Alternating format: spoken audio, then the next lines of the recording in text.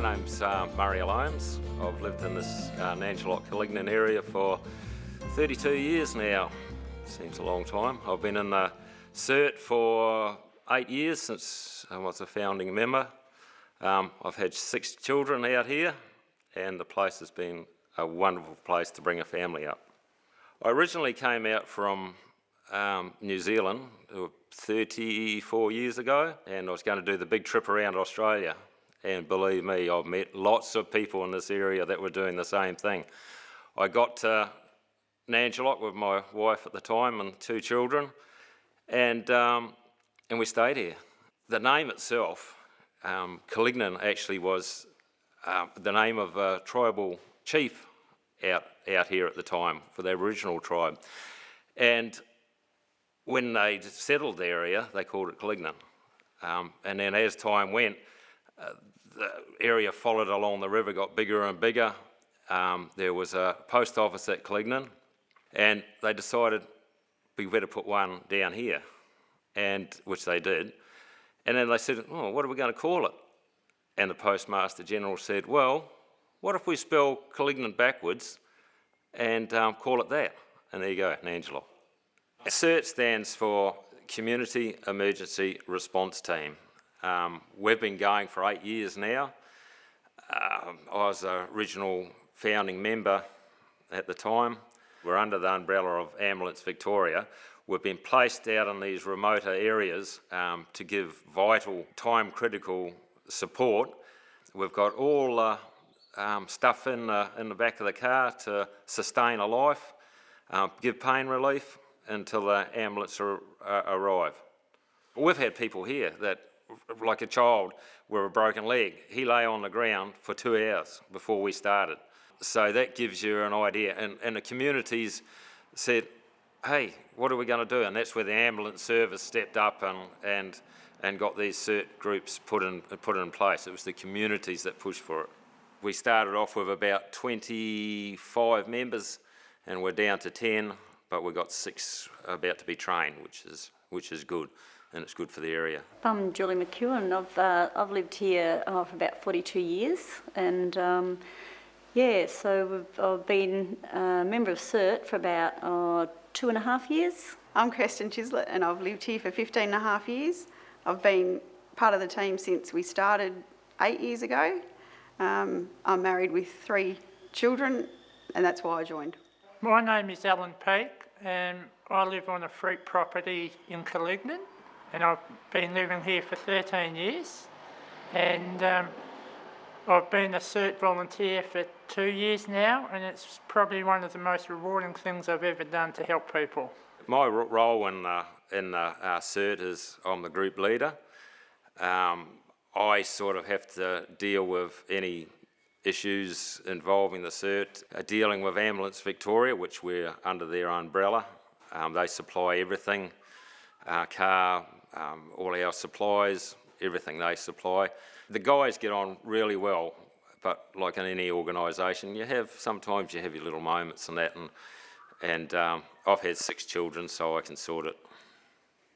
What inspired me to become a CERT volunteer is the knowledge that the people do need some assistance out here. The relief on their face to see you come in and help them is just, and it's just something you can give back to the community. It's and I love helping people. It's just really rewarding.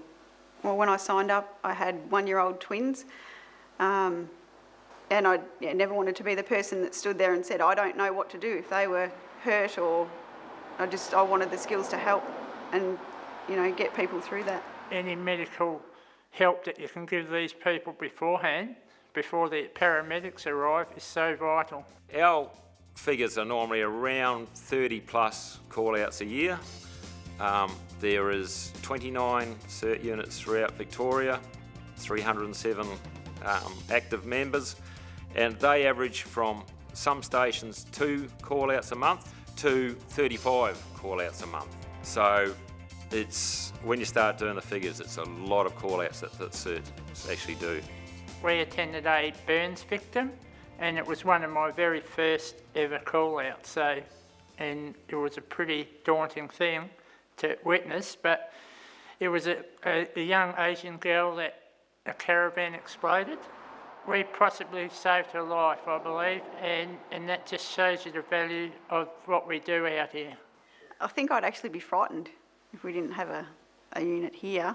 Two of my boys ride motorbikes. I'm never more secure than when I've got the CERT car parked in my driveway. The time frame for us in general depends whether you get out fast asleep in bed and you get out and you have to run around to find a pair of undies to put on, but normally the time would be about 10 minutes, quarter of an hour. A CERT team member is notified by pager, which comes from Ballarat. We get to the radio as quick as possible in the car, call them up. We are in communications with their communications, which is Esther Ops in Ballarat. Tell them that we're on our way, and off we go. Also, you've got to make sure you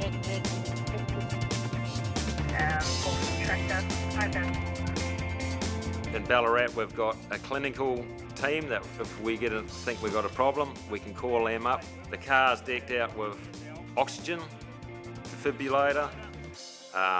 We've got drugs, we've got Penthrain for pain, we've got Anginine for cardiac chest pain, we've got a spinal board, we've got cervical collars. The car is pretty well everything you need for a trauma response. You'd be surprised something like that. Yeah, of course, that. For a child that's scared, it helps them so much. We're going to take it home. With our CERT teams, we have to do a training of 3 hours a month. We usually do 11 months a year. It's usually on a Tuesday once a month for 3 hours from say 7 till 10, and we get a paramedic that comes out and teaches us different aspects of what we have to know and learn, and Having skills that I never thought that I'd just have, and know things just off the top of my head that I've been taught. Everybody in the community knows that you're a CERT member, and you're sort of first in their thoughts if they need to call an ambulance. Probably 70% of the calls would actually know the people, and they feel pretty relaxed when you arrive. And one of our biggest things we have is reassurance. I had a guy that was stabbed once, and I spoke to him and tried to keep him there. They actually ended up having to send another ambulance out, and as it turned out, he had a nicked lung and a punctured heart sac. If he had gone to bed, he would have died. No two ways about it. But he survived, and I sat back after that and I went, wow. I saw him down the pub the other week and he shouted me a beer. How cool is that?